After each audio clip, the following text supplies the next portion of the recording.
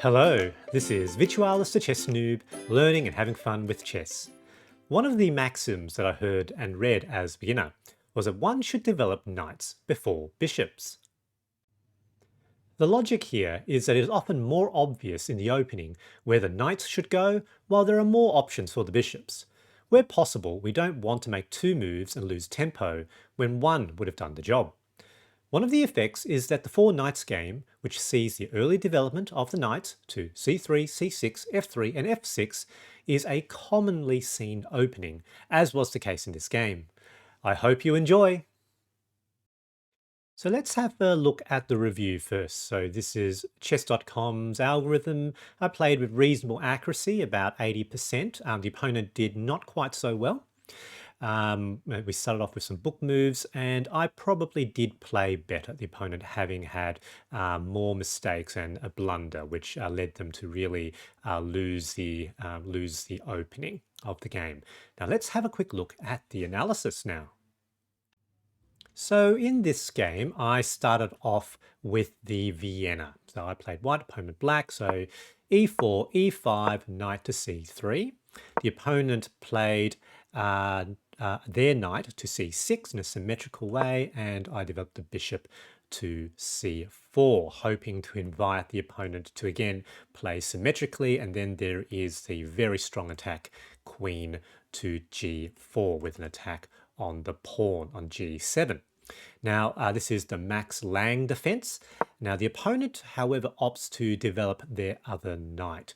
And now I have a number of possible options. I could develop the pawn to d3, potentially push of the pawn straight to f4, or I could develop the knight. And here I opted to actually develop the knight, which is probably the most principled way of playing, and it sort of transposes to the four knights game, the Italian variation of the four knights game. Now, and more typically in that variation, maybe e4, e5, both knights before the bishop gets developed. But effectively, we get to the same place.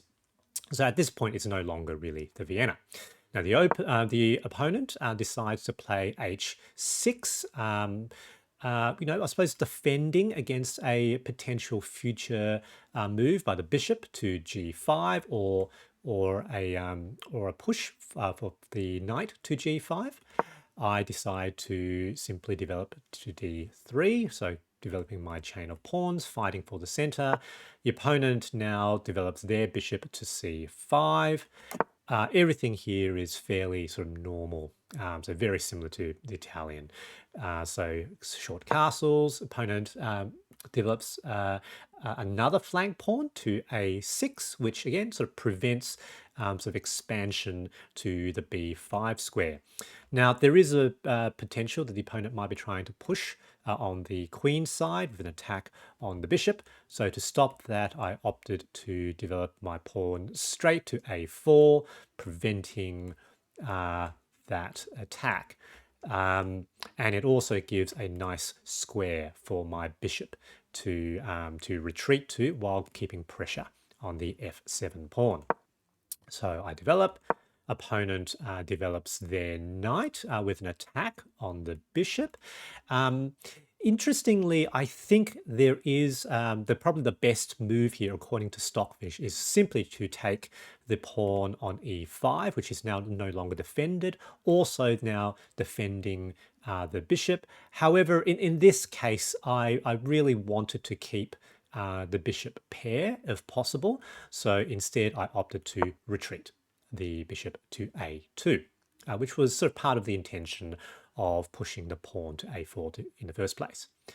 Now the opponent, interestingly enough, decides to retreat their bishop, which doesn't make a lot of sense to me because that pawn is still hanging, and now it's just a free pawn, and allows me to both develop the knight further into the opponent's territory and capture material. And now the knight and the bishop both have an attack on the f7 square. The opponent brings out their queen, I suppose to ostensibly give an extra defense.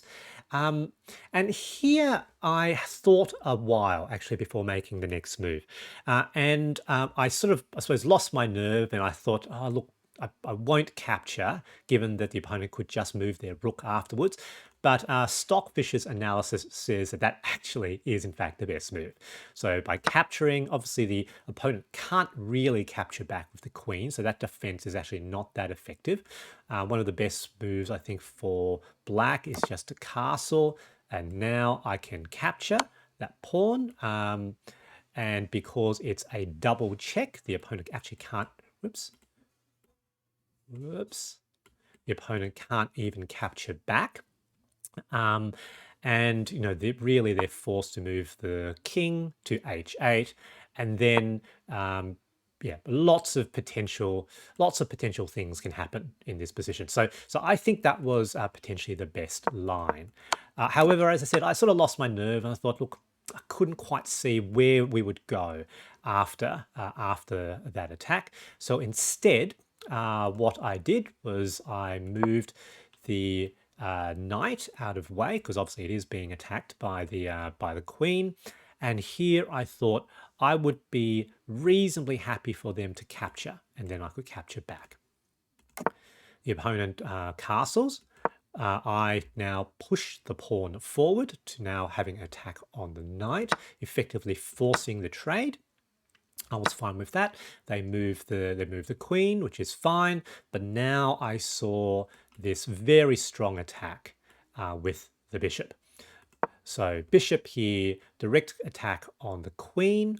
If the queen moves, potentially there's an attack on there as well. If the queen moves in the wrong place, the bishop can now also take this pawn, which cannot be captured back given that it's pinned to the king, and this knight is hanging around doing tricky things, as we will see.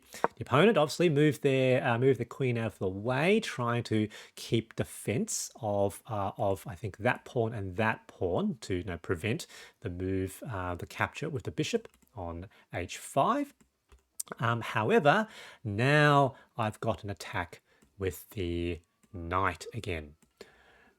So opponent now makes another move, I think ostensibly trying to invite a trade of queens, but they missed this sort of fairly devastating fork, three-way fork, sort of king, queen, bishop. Obviously the queen is the important piece here, and at this point the opponent resigns, given that queen will be lost on the next turn, and this is a completely winning position for me.